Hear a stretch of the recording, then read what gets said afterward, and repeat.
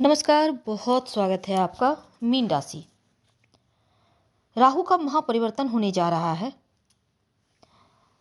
और राहु अभी तक आपके ही घर में विराजमान थे, अब यहाँ से निकलेंगे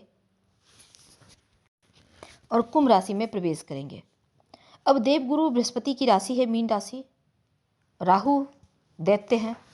अब जब देवताओं के घर में कोई दैत्य आएगा तो खुलकर अपना प्रभाव नहीं दे पाएगा, क्योंकि कहीं ना कहीं वो थोड़ा सा शांत हो जाएगा। पर जैसे ही वो कुंभ राशि में शनिदेव के घर जाएंगे, खुलकर सांस लेंगे, अपना साम्राज्य फैलाएंगे और विस्तार भी देंगे। और वैसे तो राहु का अपना कोई घर नहीं होता, जिस घर में बैठते हैं, भाव में बैठते हैं, उसी के अनुसार फल देना शुरू करते हैं। तो जब कुंभ राशि में राहु बैठेंगे तब आपकी लाइफ पर इसका बहुत बड़ा प्रभाव पड़ने वाला है। क्या होगा? वैसे तो शनिदेव की 7.5 भी आपकी छाती पर चलना शुरू हो जाएगी 29 मार्च के बाद, तो लाइफ पूरी तरह से बदलने वाला है। चलिए जानते हैं विस्तार से, वीडियो के अंत तक बने रहिए। और ये प्रेडिक्शन चंद्र राशि पर आधारित है। देखिए, राहु जो है ना वो छाया ग्रह है।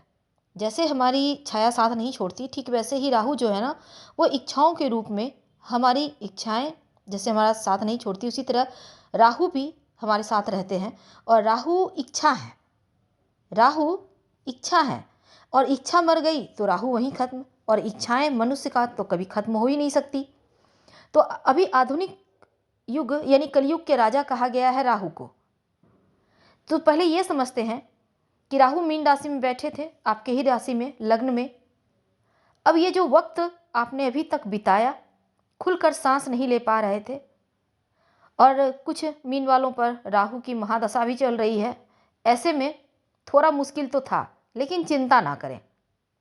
लाभ हुआ या हानि ये अभी छोड़ दें, क्योंकि अब जब राहु कुंभ में आएंगे तो हर हानि को लाभ में बदल देंगे। कोई पापी ग्रह, क्रूर ग्रह, जब यहाँ पर देखिए, राहु को पापी और क्रूर ग्रह कहा गया है। आपके लग्न में बैठे थे राहु, जब यहाँ पर से राशि परिवर्तन करेंगे तब राहु जो देंगे ना वो दुनिया देखेगी। तो आपके लिए, आपको वो मुकाम जो आपने अभी तक प्राप्त करने की चाहत थी, आपने मेहनत किया पर मिला नहीं, तो अंतिम चरण चल रहा है राहु का। अभी 18 मई तक राहु आपके ही लग्न में बैठे हैं, राशि में बैठे हैं। आपको प्रूफ करना है। और राहु के अंदर वो टेंडेंसी है कि पाना है तो पाना है, वो देकर रहेंगे। राहु व्यक्ति को जिद देते हैं, पाने की इच्छा को भड़काते हैं। ये चीज़ें राहु की खास होती हैं, और यही चीज़ से तो दुनिया रची जाती है, ये पूरी की पूरी दुनिया पलटी जाती है। तो 18 मई 2025 से लेकर 5 दिसंबर 2026 तक राहु कुंभ में रहेंगे, आपकी राशि से निकल जाएंगे। और पूरे 18 साल के बाद चूंकि कुंभ राशि में पहुंच रहे हैं, तो ऐसे में ये राहत तो है ही, लेकिन कुछ खास फल भी मिलेगा। सात्विक ग्रह से निकलकर शनिदेव के घर, अपने दोस्त के घर, जब अपने दोस्त के घर में कोई भी व्यक्ति जाता है तो कितना रिलैक्स होता है, बिल्कुल वैसे ही एकदम से रिलैक्स। अब यहाँ उसी अनुसार फल मिलेगा। अब कुंभ राशि यानी 12वें घर में, तो 1.5 साल का वक्त, अगर आप कहीं कोई बड़ा इन्वेस्टमेंट करने का प्लान कर रहे हैं, बिजनेस में कोई पैसा लगाना चाह रहे हैं, काम की तलाश में है, तो अवसर मिलेगा। 12वें घर का राहु जो है ना पूरी तरह लाइफ को बदल देता है। 12वां घर बदलाव का होता है, और राहु बदलाव के दूसरे ग्रह भी माने जाते हैं। विदेश का स्थान है 12वां घर, विदेशी ग्रह कहा जाता है राहु को। तो विदेशी घर में बैठकर, विदेश स्थान में विदेशी जमीन से धन देने वाले राहु जब यहाँ बैठेंगे तो करियर में सफलता देंगे। राहु का समर्थन आपको मिलेगा। 12वें घर में राहु बैठकर विदेश से जुड़ा हर कार्य को करवाएंगे। अब 12वां घर निवेश का है, तो निवेश भी करवाएंगे। खर्चे थोड़ा सोच समझ कर ही करने में भलाई होगी। हाँ, ध्यान योगा जरूर कीजिएगा, तब मन को सुकून मिलेगा, शांति मिलेगी। और राहु कार्य सिद्धि भी करवाता है। जॉब चाहिए तो जॉब देगा, 10 गुना आपको ज़्यादा फल देगा। विदेशी ज़मीन से आपको लाभ करवाएगा। विदेश जाना चाहते हैं, यात्रा करना चाहते हैं, विदेश ज़मीन पे आप काम करना चाहते हैं, तो यहाँ पर जुनून पैदा करेगा आपके अंदर, आपको राहत देगा। और ईश्वर की प्राप्ति भी राहु करवाएगा, क्योंकि ये घर मोक्ष का भी है, मुक्ति का भी है। राहु की जब हम दृष्टि की बात करें, चतुर्थ भाव पर पंचम दृष्टि, तब ऐसे में बुध का घर, राहु बुध का जो योग है वो मित्रता का है। तो चतुर्थ भाव पर राहु की दृष्टि का होना 12वें घर पर स्वयं ऐसे में महत्वपूर्ण हो गया है कि आप स्थान परिवर्तन करेंगे। और गोचर का प्रभाव के अनुसार 70% तक ऐसे योग बनेंगे कि स्थान परिवर्तन के योग बन जाएंगे। अब स्थान परिवर्तन के साथ ही भूमि, भवन, वाहन, मकान का प्राप्ति भी करवाएंगे। राहु किसी भी चीज़ को 10 गुना बढ़ा देते हैं, छोटा नहीं, अब बड़ा करते हैं। अगर आप वाहन लेंगे तो लग्जरी लेंगे, लंबी गाड़ी लेंगे, घर खरीदेंगे तो आलीशान खरीदेंगे, जमीन खरीदना है तो उम्मीद से कहीं बड़ा ले लेंगे। राहु जोड़ता है, बढ़ोतरी करता है। राहु ही एक ऐसा ग्रह है, एक ऐसा साम्राज्य है, देश है राहु, जो वृद्धि करता है।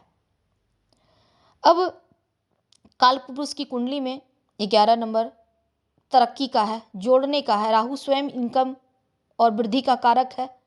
अब शनि का घर है, राहु स्वयं दानव है। शनि जैसे घर ग्रह का साथ मिल जाए तो दिन दूनी रात चौगुनी देगा।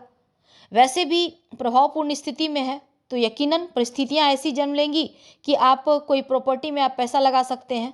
आपके पास बहुत सारे विकल्प होंगे। आपका रोजगार बंद था, एक बार फिर से रोजगार शुरू हो जाएगा। राहु के पास एक दृष्टि है और 9वीं दृष्टि, 7वीं दृष्टि।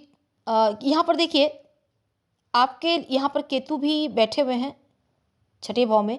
तो केतु राहु की चूंकि बात कर रहे हैं, तो राहु की जो 9वीं दृष्टि है अष्टम भाव पर, राहु की 9वीं दृष्टि पड़ेगी अष्टम, रुकावट, बाधा, परेशानी। तो राहु तो एक ऐसा ग्रह है जो नई नई चीज़ों का आविष्कार भी करता है, रुकावट भी देता है, परेशानी भी देता है, भ्रम भी देता है, मंजिल तक पहुंचाता भी है। तो राहु की टेंडेंसी है कि मानसिकता को पॉजिटिव करता है। राहु देगा, परिश्रम से देगा, पराक्रम से देगा, बाधाओं से पार आपको निकालेगा, लक्ष्य प्राप्ति आपको करवाएगा।